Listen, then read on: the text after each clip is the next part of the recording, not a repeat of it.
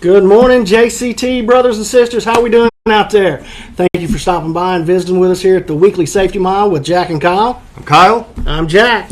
Good to see you guys. Remember, any comments, questions, drop them in there, hit that like button, and Kyle and myself will do our best to get back with you on the comments or any questions like that. We appreciate all the comments. We read them all, and we, again appreciate your responses and you listening in on us.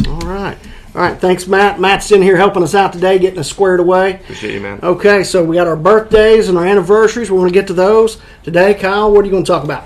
I'm going to be talking about empty scale weight violations or overweight violations, and also just kind of how to avoid those as well. But I want to start with those birthdays, of course. But what are you talking about? I'm going to mention a little bit about roadside inspections, some of that stuff. Weather's getting warmer. We'll talk about that. Some of those things are going to start happening here over the next several weeks. All right, so how about them birthdays? All right, so we got a bunch of them this week, guys. We got Michael Terry turning the big 5-0. Happy birthday, Michael. Joshua Frontal, Stacy Leonard Edmonds, Stephen Patterson, Vern Green, Joshua Trout, Jeremy Scott, Robert Cleaver, turning big old 72. Happy birthday, Robert. That's a big one. Enrique Medina will turn in 40. Happy birthday, Enrique. That's a big one. Rocky Losh, he's nearly to 60. He's 59 years old. Oh, Rocky. Trey Demouche, I hope I said that right. Larry Brooks, Robert Grigsby, Desiree Grant, Taryn Scott, Christopher Sellers, Anthony Villanueva, Hunter Blackburn, and Daryl Borcu.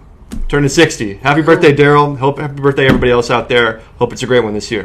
Happy birthday, guys. All right, well, I've got a short list today. 4 years, that's going to be Scott Strobel. 5 years, that's going to be Scott Lewis. Actually, Scott Lewis was not last week, but I think something happened on our printing and we didn't get it on the list. Sorry, Scott.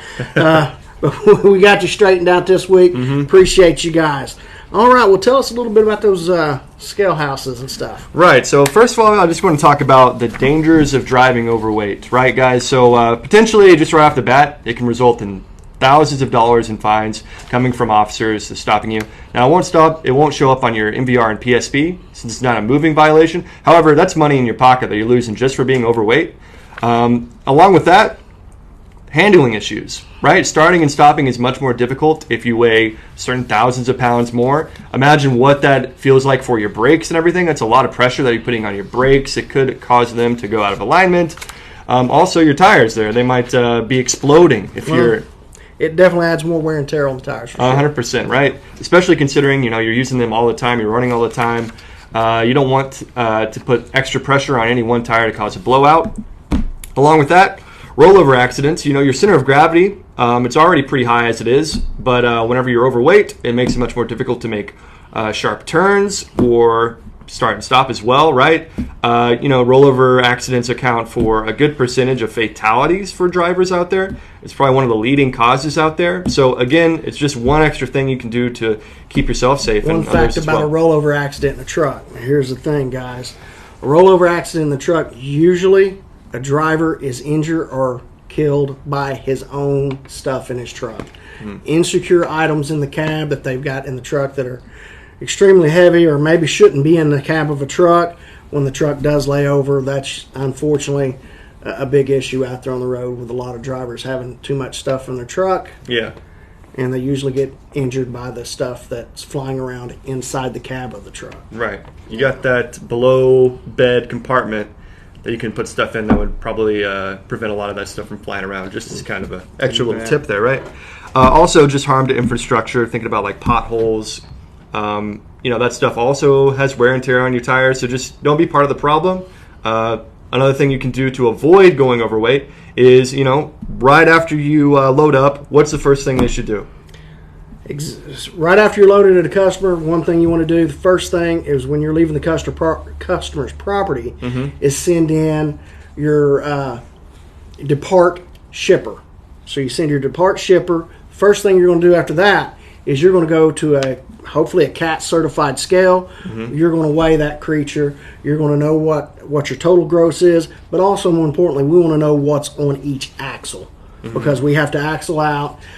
So we want to know what our weights are, so we're good there. Once your weights are good, then you can send your actual loaded call in. Right. You want to wait to send your loaded call in until after you get your weights, because if the weights are not right, you're too heavy, you can't adjust it by sliding the tandems or sliding the fifth, then you may need to go back to the shipper and possibly get the load reworked in some fashion. Sometimes they can just rearrange the pallets a little bit and straighten you up. And then there are times where they actually have to take product off the trailer. So if they actually have to take product off the trailer, then you're looking at new bills and new piece counts and new weights. Losing time. Exactly. So that's why you don't want to send your loaded call in until after your weights are good. Right.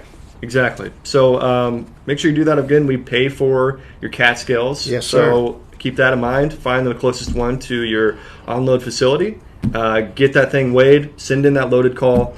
And it's going to save you, again, thousands of dollars of fines potentially. Also, potential accident out there. Again, just be careful.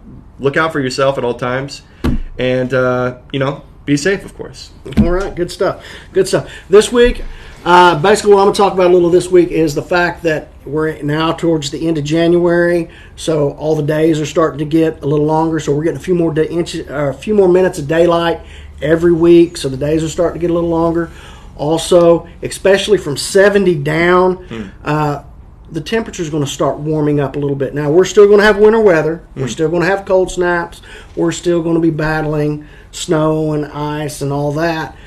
But overall, from now through spring, our temperatures are going to start getting a little warmer.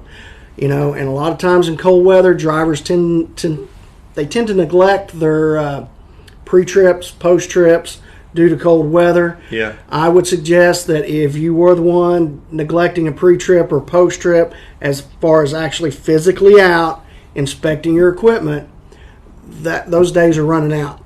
Because with the weather warming up, the scale houses, I know there's a few little scale houses in West Texas that are always closed. Now that the weather's getting a little warmer, you're going to top that hill, and that sign's going to say open when it hasn't said open in months. So that's the kind of stuff we got to start thinking about. We need to have our equipment ready because we're going to start seeing more roads, especially from 40 down. With the weather getting warmer, we're going to see more roadside inspections, more DOT inspections, and more inspections at the scale house as well, because they don't mind getting out if the weather's nice. Sure. Okay? So, guys, we got to be prepared. Do not get complacent with this. Proper pre-trips on your equipment, and also you need to handle your paperwork correctly too, right? Talking about annotating your logs. You're going to make sure you get those notes in there, flagging your time for your pre-trips and your post-trips. If you've read that little green handbook, it doesn't say you have to do a pre and a post. It's JCT's requirement that you do a pre and a post. It says you must do at least one vehicle inspection per day, is what it says in the handbook, as far as your DOT FMCSA. But here's the thing. It also says as long as it takes, as far as allotment of time. It is JCT's requirement that you do a minimum of 15-minute pre-trip. Right. Now, the reason why in our rules and regulations and our little DOT handbook that we have, the little green book we got in all of our trucks, it says as long as it takes. Because look at the rules. Basically, the rules of that book is a huge umbrella that covers this whole industry. Yeah. And I've got guys out there that are saying, well, I can inspect my truck in 4 minutes. I can inspect my truck in 6 minutes, right? Really. My question to you is, do you remember the pre-trip inspection you had to perform with a DOT officer the day you took your test to get your CDL, to earn your CDL? Mm-hmm. Most states, you're looking right around a 45-minute pre-trip, give or take a few minutes, depending on how the state does it. I mean, it takes me like 3 to 4 minutes to get dressed in the morning, much less like check around an entire truck to make sure there's nothing wrong with it. Let's talk about checking under the hood, checking your fluids, right, checking your brakes. 5 minutes for real? Exactly. No way. So, now, the truth is, you can do a proper inspection somewhere in the neighborhood of 15 minutes with a vehicle that you drive each and every day. You're used to that vehicle.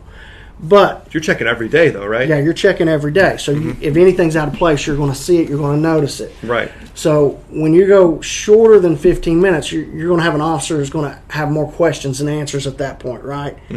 I know there used to be a little lady at the banding scale house. I think she's long since retired, that had a stopwatch on her neck. Now, we know the stopwatch is used to do leak down checks when they're checking your brake system. But she had no problem if you did a 6-minute pre-trip or a 5-minute pre-trip. She had no problem asking you to show her that one. Yeah. Yeah, so keep in mind, that could get pretty rough. When an officer is doing a paperwork check, and if they're going through, checking your logs, checking pre-trips, post-trips, whichever acts they're grinding for that week, Yeah. I don't want to tell him that I'm inspecting my equipment in 4 minutes. Right. So 100%. yeah, it doesn't look good for us at that point. So we want to make sure, and also keep in mind with our electronic logs, it counts by the minute. It's hard as a human being to do something the exact same way every day. So I'm going to make sure my log sees that. Hey, there's times it may be 100 degrees when I'm doing a pre-trip. I may not race around the truck to do a pre-trip. So it might take me 16 or 17 minutes to do a proper pre-trip. Or maybe I may wake up and there's 4 inches of snow on the ground. It might take a little longer. Maybe I don't feel well. Or maybe it's one of these days I feel great. I'm ready to take on the world. I don't care what you got. I can handle it. And I can pre-trip the truck really quickly. So I think your logs need to reflect that. The human side of your logs. If you're out there doing a cookie cutter 15-minute pre-trip, cookie cutter 6-minute post-trip every single day, honestly ask yourself, does that look believable? Right. I mean, if you were looking at a stack of logs and it's the exact same every single day, like it's stamped out, does it look believable? I would think that they were using that stopwatch. I think they would be using that stopwatch, hitting start and end after 15 minutes, and you're right though. Like if you can look Honestly, at something and it looks like suspicious, like 15 minutes every single day, what are you, like a robot? Exactly. No way. Well, keep in mind, and I've said at many a truck stop, and I've watched a lot of guys put themselves on duty while sitting in their seat and then do what I call the Facebook pre-trip, where they lean across the steering wheel and play on their phone for the allotment of time, and we see this every day. Right. So we don't want our logs to look that way. Right. And also, you just want to make sure your truck Exactly. is safe, right? You just want to make sure you're ready to go. Because you're, again, hauling thousands of pounds. You're out there on the road with people that might be, silly, and you don't want some sort of defect on your truck to prevent you from doing your job. I mean, the same way with any other job, right? When it comes to safety, nobody's going to do it for you. We can talk about it. We can remind you. We can do classes. We can do all sorts of stuff. But when it comes to safety, nobody's going to do it for you. You got to do it for yourself. You got to take care of it, especially out there on the road. Nobody's going to jump up. Most motorists nowadays have no problem putting you in harm's way. Yep. So we've got to be on our toes for that as well. So anyway, in closing, guys, make sure you're annotating those logs, putting your stuff together, get that truck ready for roadside inspection season coming up. I think you read the other day you got a brake check coming up. Yeah, that'll be in the April. next couple months or so. But again, it's just right around the corner. If we get everything right at this point, now is the time to make sure Be you've prepared. adjusted those brakes, or you're getting your PMs done. That way, when it comes down to it, we're going to be looking good. Be prepared, guys. Take care. Be safe. Appreciate you guys. We'll see you later. Thanks, Matt. Appreciate you. Bye-bye.